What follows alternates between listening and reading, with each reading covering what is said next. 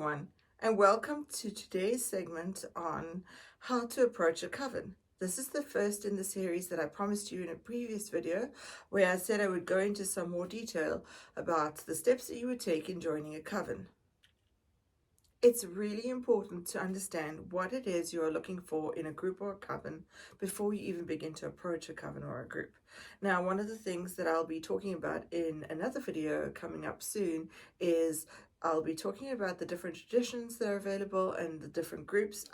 One of the first things that I would do is consult some of the listing groups like Mandragora Magica, which is a website, and that lists all of the covens and different groups in your local area. You can actually search by country and then also by province or state. Another way to find listings is to look on social media groups like Facebook and Instagram specifically. So one of the first things that I might do if I was looking for a coven is to do an internet search for the particular tradition and then see if you can find any blogs or websites that are related to the tradition that you are looking for. Here are the examples of the Horsa and the Sacred Pentagraph internet pages, as well as the Facebook pages for my own covens, Coven of the Northern Lights and Coven of the Northern Wolfa. Most pages like this also list contact details. Another particularly popular way of getting hold of the contact details for covens or groups in Canada at least is to attend your local pub moot or coffee moot. Those may be listed on social media platforms, or they may even have pamphlets or brochures that they put up at their local witch store. Now, when you do attend a pub moot or a local gathering, it's important to realize that the leaders of the specific covens or groups may not have the time to attend all of these events. And sometimes they'll just leave a brochure or a flyer or even a business card, and you can pick those up and then you can contact the coven or group that way. So now that you've found the group and tradition and perhaps even the coven that you want to approach, how are you going to go about approaching them? If you do attend an open circle or a pagan or fairy festival type event, and you do happen to come across one of these leaders or people who run a coven, then you should just understand that the interaction that you might have at that event is probably going to be fairly limited. So it might be useful for you to simply introduce yourself and let the person know that you are interested in looking into perhaps joining their teaching group, and then ask them if they have any contact details for you. Make sure that if you are walking around one of these pagan events that you actually have a pen and paper handy so that you can take down their details. If, on the other hand, your first contact with a coven or coven leader is through a message or through email, then it's really important to structure your email carefully. But you may ask yourself, how am I going to know if a coven is accepting new students? Now, because in Wicca we don't actually proselytize, one of the ways that we can actually let people know that we are accepting new students is by including some subtle phrases in our write-ups when we talk about where our coven is located and what sort of tradition we have. This morning I popped onto the Mandragora Magica site and I had a look to find some of the phrases that are subtly put into the listings. So I'm going to read some of these to you. The first one is, we look forward to serious students and welcome your questions. We are happy to network with others who are interested in our unique path of initiatory witchcraft.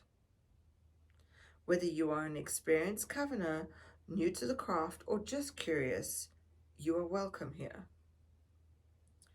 Our tradition is very open to meeting new people and seekers, and sometimes the coven will actually say things like, we are accepting new students.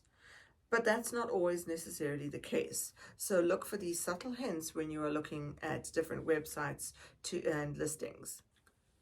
Once you've figured all of that out, the next thing to do is to start to compose your message. Now, the very first thing that I'd like to say to people is, please don't start your message with, I want to join your coven, and leave it at that. I have been writing about this for a while because it's one of the most frustrating things that I have faced as a coven leader, where people simply state that they want to join the coven. That tells me quite a few things. It tells me that you don't really understand what traditional witchcraft is about, and it also tells me that you aren't really willing to put in the effort to compose a decent mail. So what you would want to do is start your message off by introducing yourself and letting the coven leaders know who you are.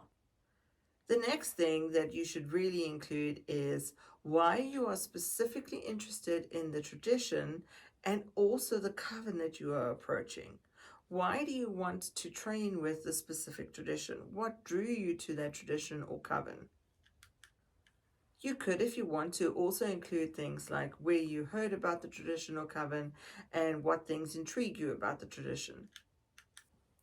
Also let them know what your experience is, whether you have practiced as a solitary practitioner or whether you have in the past belonged to groups or whether you currently belong to a different group and choose to change groups.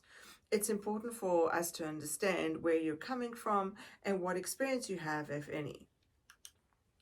You can also talk about what types of books you've read and what experiences you've had in performing spells or rituals.